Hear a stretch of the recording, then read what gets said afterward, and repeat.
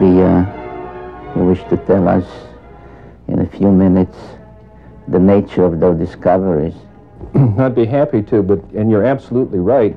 And as a matter of fact, the date on here, I was just noticing, is 14 August 1978, which was just about 6 weeks after we discovered the fact that Pluto has a satellite.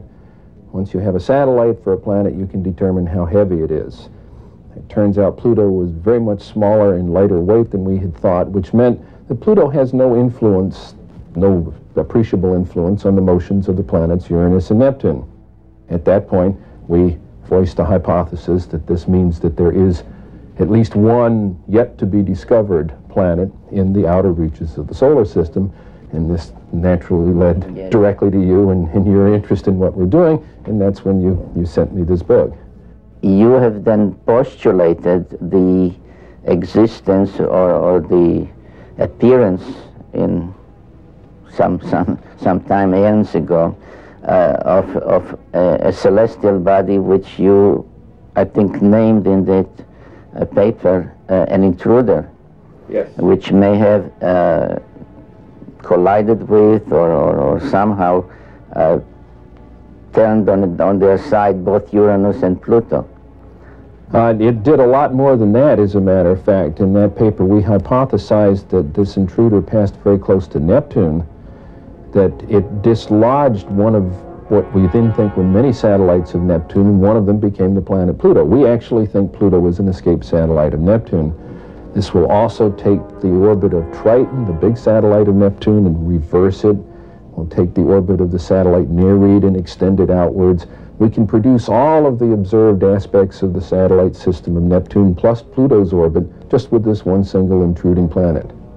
One of the things we did in 1978, having made this prediction that there was an additional planet, 10th or 12th, depending on your point of view, but it's the next one, we sort of put our money where our mouth was, as it were, and we went out and we started looking for this thing.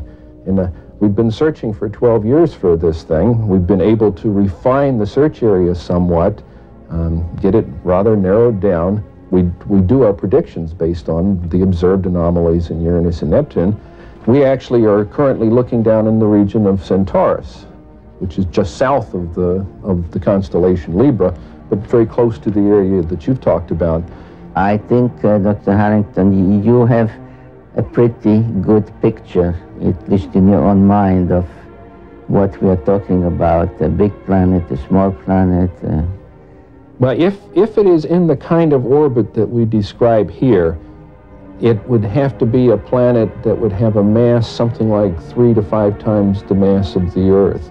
This would put it intermediate between the gaseous planets like Uranus and Neptune and the terrestrial planets that we have in the inner part of the solar system. So if this planet turns out to be in a 3,600-year orbit, then its mass will be correspondingly larger. But we're talking about something that's a perfectly reasonable kind of planet. It looks like a good, nice planet, small enough that it's not going to be completely enveloped in gas, so it's perfectly capable of supporting life forms of one kind or another. This one here is a map of the solar system as we know it.